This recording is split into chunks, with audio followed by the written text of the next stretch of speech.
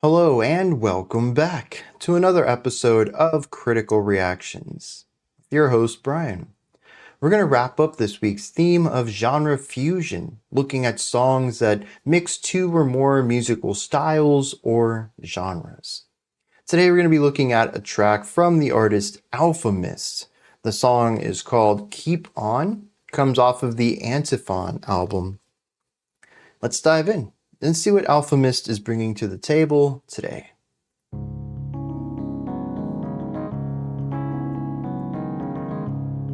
family essentially is a community of everybody doing a different part, everybody being different, and in a household, you learn about authority, right? You learn about order, you learn about selflessness, you learn about organization, you learn about competition, and that's what a family gives you.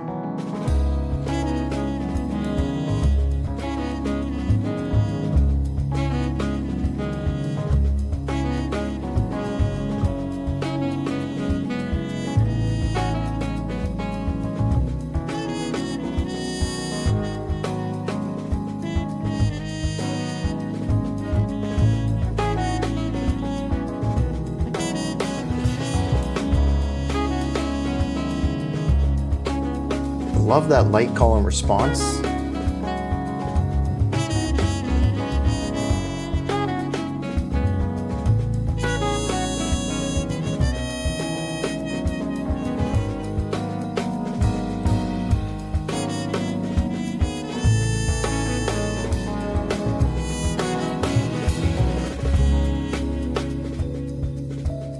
Dude, the snare work is so good on this.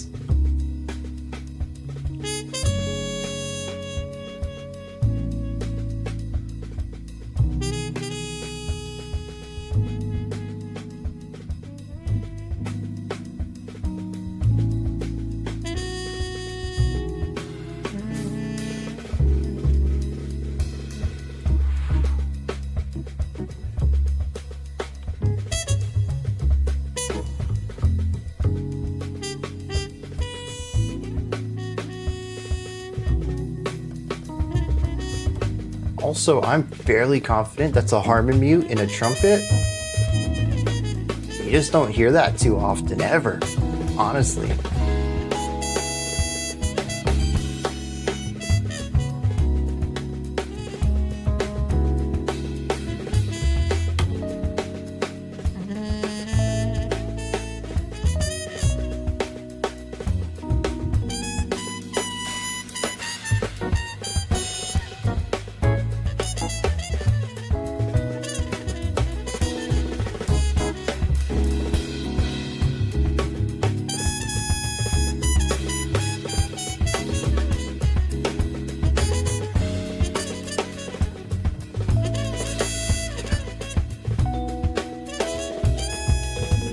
This is such a treat. Like, you can just chill with the solos. Excellent melodic writing. Just pulling me through all of this, but the drummer's going off too.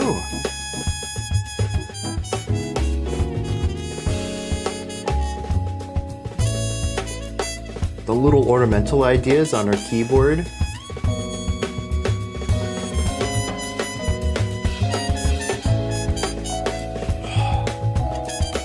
Beautiful progression here.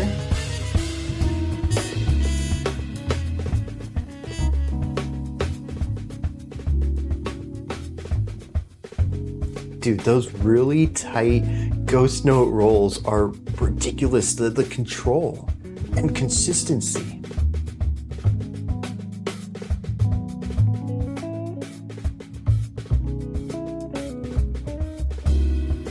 Also, that's an upright bass. Haven't really had a good chance to hear its tone, but yeah.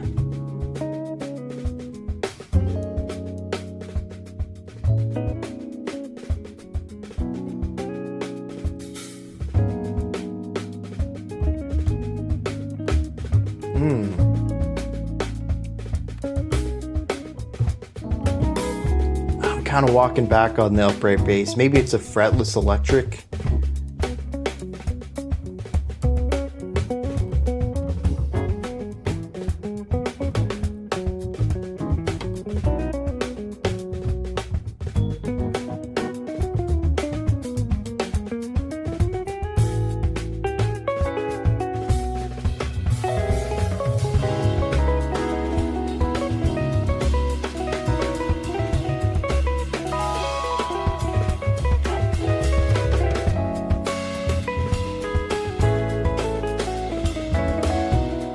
collective atmosphere writing here.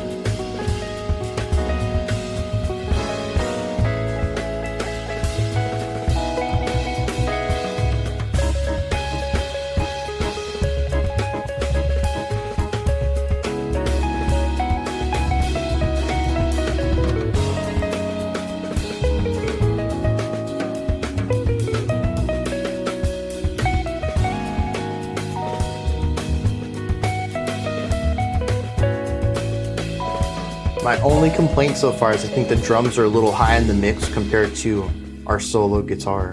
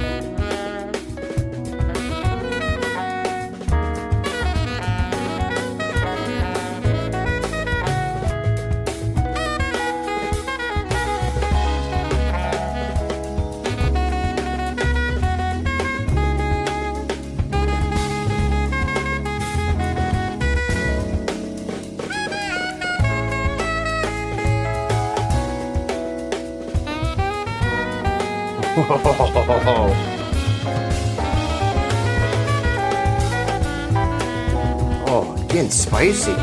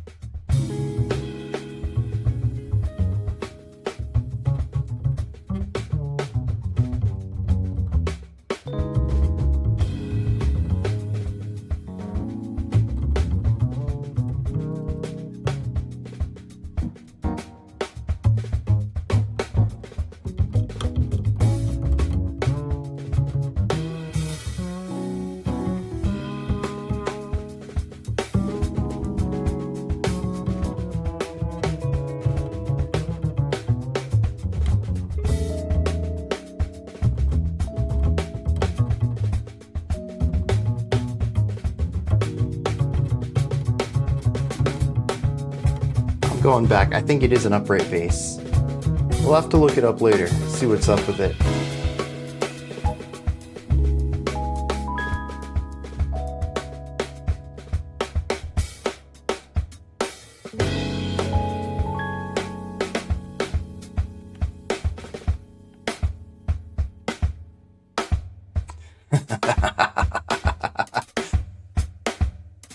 Dude, the polyrhythms are what?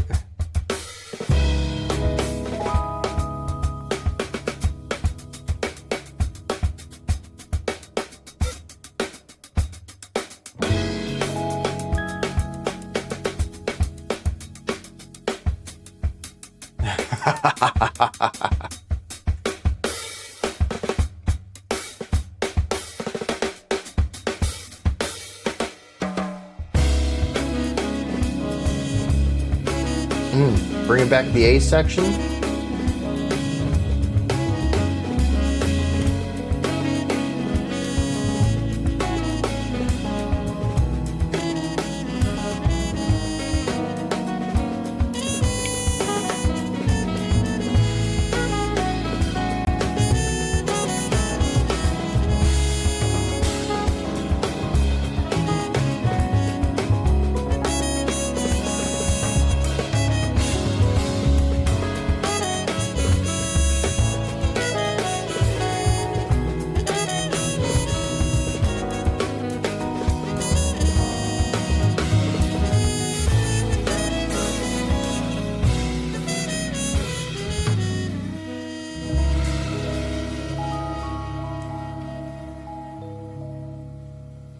beautiful way to wrap that up. Yeah, so real quick, genre fusion. This is jazz. Where's the fusion on this? It's a wonderful track. I'm glad we got to check it out, but I don't know that it fits the theme, you know? However, I will say that these specific drum patterns are not incredibly common. That's not to say that this is not jazz because of the drum patterns, but they fit. They are jazzy, they're very syncopated, but I don't think you would typically find drums like this in a lot of jazz. And I think this might be where the fusion comes from, or at least the person who requested this perceived this separate genre to be. I might say that there is an element of hip hop drumming in there, particularly with the types of beats and rhythmic flows and syncopation. Maybe. I feel like I'm really stretching it, trying to find some fusion in here, and that if this wasn't a themed request, I don't know that I would bring it up at all. This would just be a jazz track in my mind. So I think that's all we're going to say on that. I'll be interested to hear, though, if anyone else picks something up that isn't traditionally jazz in here. I don't. But that doesn't mean that it's not there. Maybe I'm just missing something. Now, what this song is, though, is a pretty typical jazz song. We have the A section, is that da da da da da. There's our main melody. We call this the A section. It's the pre-composed part, although I don't think that this is all pre-composed. I'm going to touch on that in a second. But we do this for a length of time. I think it was like 2.5 minutes or something like that. And then we have the B section, which is solos. And we have, 5 solos in here? Trumpet, sax, piano, guitar, and bass. Well, the piano was kind of like, not the piano, yeah, it was the piano. Kind of got mixed in with the drums a little bit. 5 or 6 solos in here. That's the B section. And then we come back to the A at the end of the track. And we get that ba-da-bum-bum-bum. But it's only about 1 minute here at the end of the song, which is half the length of the first time we heard it, which follows the very typical A-A-B-A jazz pattern. The A section, though, like I mentioned, I don't think it's pre-composed. It's interesting to listen to the sax and the trumpet here. There is some playfulness between them. Sometimes counterpoint, sometimes call and response, sometimes harmony. And a lot of the times we kick it off with this ba-dum-bum, and then what comes after that is random. It creates something that feels like a linear journey throughout this while still sticking to this pretty tight cycle. Every lick starts the same way before proceeding into something fresh and new, and sometimes there's a response to it from another instrument. Sometimes one instrument does the call, sometimes the other one does the call, sometimes there is no response. Sometimes they play similar ideas but not identical. We do kick it off with some harmony, though. The first 2 or 3 versions of this lick have both instruments playing the same thing, but they divert pretty heavily after that. It becomes very playful. And when we come back to this A section at the end of the track, I don't think we're revisiting any of what we 1-to-1 ratio played at the beginning. I think it is, once again, a continuation of this idea. You start your phrase off with the lick, those first 3 notes, and then you can kind of go wherever you want. And we continue to see this exploration of this sonic foundation here through the 2 instruments. I think the end of the song, the final chord progression and the way that everything wraps up is composed, but how we get there in the A sections is not necessarily written. It might be 100%. Every note in this could be precisely placed, but I feel like there's a lot of improvisational elements even in the A section. It's just a gut feeling. I could be totally wrong on this. Just what I'm getting from listening to all the elements in play here. So I find that interesting because usually the A is pre-composed and there are rules to it, but they're looser than most A sections typically are in traditional jazz, at least the way I'm perceiving it. The rest of this song, probably a good 7 minutes of it, is soloing. What I really love is the variety of styles that we see in this. We have the trumpet off on the right. They kick things off. They have a harmon mute in, which does sort of muffle the sound a little bit, but creates a buzzing sound as well. It's a very cool mute, and it is probably my favorite mute that I own for my trumpet. And it's got a great tone to it. And I think this trumpeter showed it off really well, how it can create stuff that's very light and also create a sort of buzzed projection, get a bit of grit that typically a saxophone would have. Trumpets are very clean, very bright, very kind of in my mind straightforward. The sound just cuts. Saxophones have a width to them and a sort of buzziness. It's kind of that, what's the term that I want? I don't know. There's a nice texture to saxophones, especially alto saxes, that trumpets just don't have. They just have a cleanliness to their tone. The harmon mute helps add character to it. And it's this nice, clean little buzzy texture to the sound. And it sounds phenomenal. And I love what's going on here. And again, it's muffled too. We are muting the sound. It is something you put at the end of the horn and it intercepts the sound waves and it bounces around. Well, it blocks it and then bounces around within the harmon mute before being sent out. So sound waves are being diminished. It's not going to be as loud. So we do get some of those lighter tones in here, a little bit of that muffled compression going on. But when he wants to bring the energy up, you get this nice texture on it too. And it captures both worlds, a bit of, bravado, a little bit of buzzy strength going on there, a little bit of bite, while also being tame. That's not the word I want. Soft, maybe, is the word. Calm and serene. Just kind of bouncing between the two, this nice duality in it. There's also a general focus on the chord progression itself, not really pulling too many notes from outside of the chord. I found it really interesting then that the saxophone loved to play around with spicy notes, bringing in notes that aren't part of the current chord and creating a little bit of clash, a little bit of dissonance, a little bit of harmonic grit to what they're playing.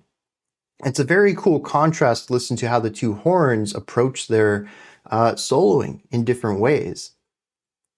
I think both of them, and honestly, everyone in here does a fantastic job of pacing and groove and melody. Not at any point in this track that I feel like I was getting bored of what was going on.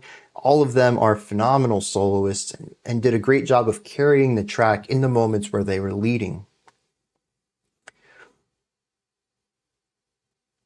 The bass didn't really get a lot of time to shine.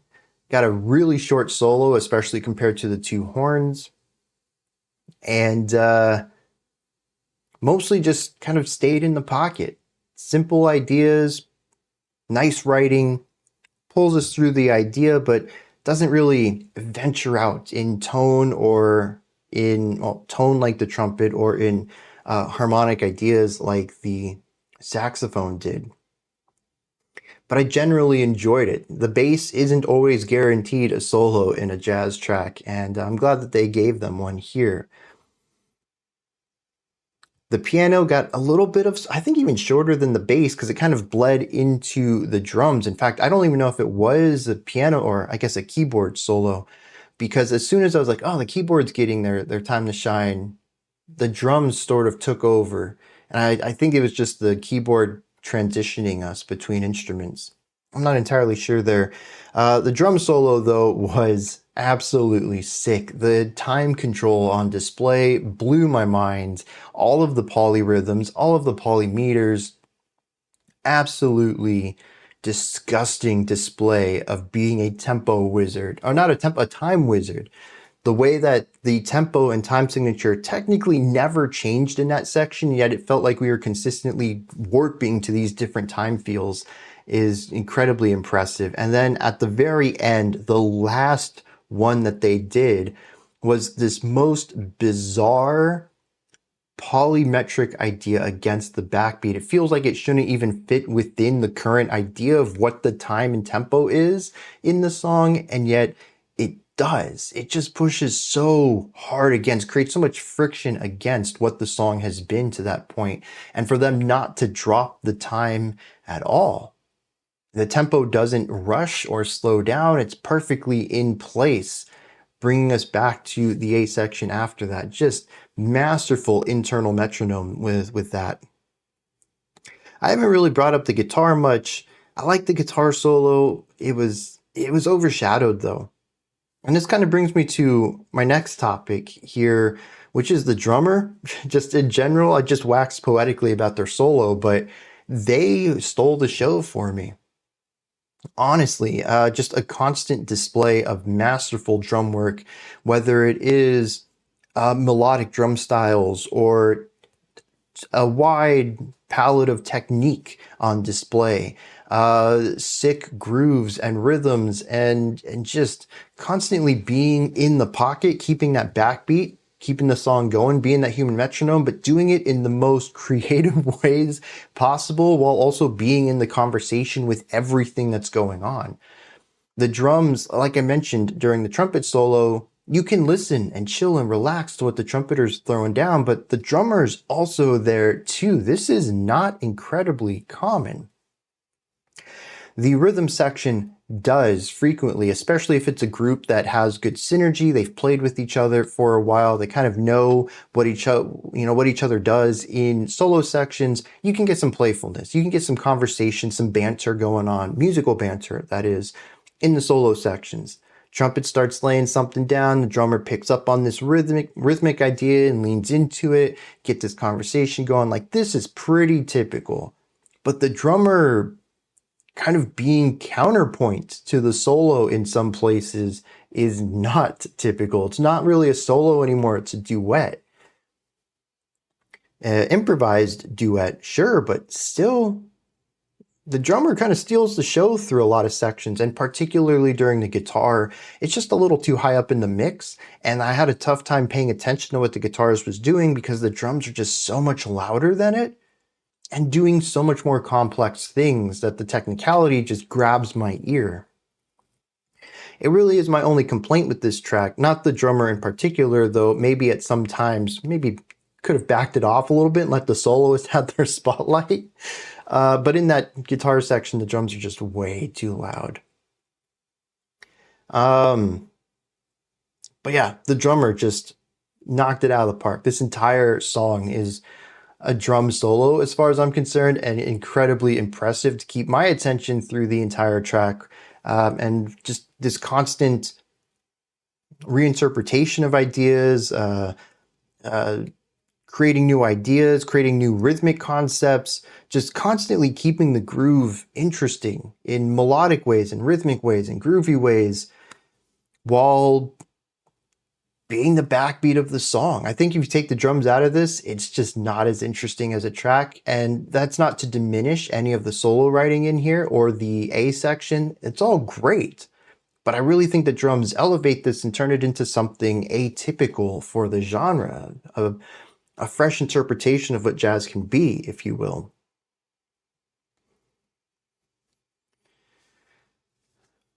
Finally, atmosphere, energy, emotion. I find this song to be interesting because it covers a lot. Different soloists bring something different to the table. I think the A section is comfortable. In fact, I'd even say that on the guitar solo, the bass solo, and the trumpet solo, we also find a sort of comfort and positivity. It's just chill. It's a good atmosphere. It's a good environment. There's nothing negative or even toxic maybe about it. There's just really no dissonance in this at all. The saxophone brings in some harmonic tension, but it never really feels antagonistic. It's a playful tension. Almost a little bit of creating something challenging to listen to, but not in a way that creates superiority, just a way of expanding the mind, expanding the horizon, saying, hey, dude, you ever heard anything like this before? And then just laying down these kind of tense tones. Is it palatable? Yeah. Is it common to hear stuff like this in the mainstream world? No, not really. And I think that's what's awesome about it. And so the song to me ends up feeling like a group effort. Different instruments explore different vibes. As a whole, it's very comforting, very warm, very inviting. The very beginning of this song, I'm on board with it. I'm listening to these two instruments have a conversation. Beautiful, beautiful stuff going on there. The drummer's showing off a little bit. That's cool. The bass and the piano or the keyboard and the guitar, they sound great. Solid rhythm section here. It's just very inviting. From beat one, I was like, I'm supposed to be here. I'm supposed to listen to this. I'm enjoying myself. The solos start going, very enjoyable. Sometimes they're a bit challenging, but for the most part, it's just very comforting. And the song wraps up on this beautiful chord progression that feels like a nice, warm resolution. Like the chords are giving me a warm hug at the end, saying, thanks for listening. We'll catch you next time. And everything about it just feels great. I love it. I could listen to this stuff all day long. Not to forget about the keyboardists too. They had some really interesting chord progressions in the solo sections where they're kind of, got a pretty standard 4-bar chord going on, and then out of nowhere, they'll just start expanding it. And we'll look at spicier chords, and instead of a 4-bar idea, it becomes an 8-bar idea, and it's more expansive and goes in these larger directions, and then kind of simplifies itself down a little bit, much like the saxophone creating some things that are a little less common, a little more complex, a little more challenging, but not something overwhelming. Just a little way to spice things up, to change things up a little bit. Still warm, still comforting, a little different though. Wonderful track. I don't think there was lyrics in here, but there was a spoken word part. I'm going to go look at that real quick, and then we're going to wrap this one up. I feel like I could extrapolate this. I don't know if it's spoken word or a sample at the beginning. I could extrapolate it into what I discussed in the music. I think I'd be a little bit grasping at straws with that. But I do think it's interesting that it is about how a group of people can come together and create something larger and be a benefit for everyone within that group. It's about a family. Let me just read the whole thing to you, given how short it is. The family section is a community of everybody doing a different part, everybody being different, and in a household, you learn about authority, right? You learn about order, you learn about selflessness, you learn about organization, you learn about competition. That's what a family gives you. And I like that. It's about structure, it's about growth, it's about a place to be safe. But it's also about a bunch of people coming together with different perspectives, different skill sets, different whatever, and having that help shape everyone within it. Everyone can learn from everyone's experiences. Everyone's different, but a part of the whole. And that's sort of what I talked about in the writing of this song, how every instrument kind of brings its own flavor to the thing, that there's a big conversation between all of the parts. Again, I might be stretching things a little bit there, but it is interesting that there are at least slight parallels between what I picked up in the music and what that sample or spoken word part is going on about. These are my thoughts on Alfa Mist's Keep On. What do you think of this track, though? Did anything stand out to you? Is there anything you'd like to add on to what I said or correct me on? Do you have your own take or opinion or perspective on any of this? Please put all of that and any other thoughts you might have down into the comment section below. Above that, in the description box, you'll find a link to Linktree. Takes you here. You can find links to my music, ways to support the channel, a link to the Discord server, and so much more. Above that, if you could, like, subscribe, and ring the bell. I greatly appreciate all three of those. All right, that wraps it up for today. I'll be back tomorrow, though, 5 p.m. Eastern Standard Time, 9 p.m. UTC as usual. Until next time, remember to be critical, not cynical, of the music you listen to, and have a fantastic morning, afternoon, or evening, whenever you choose to watch my videos.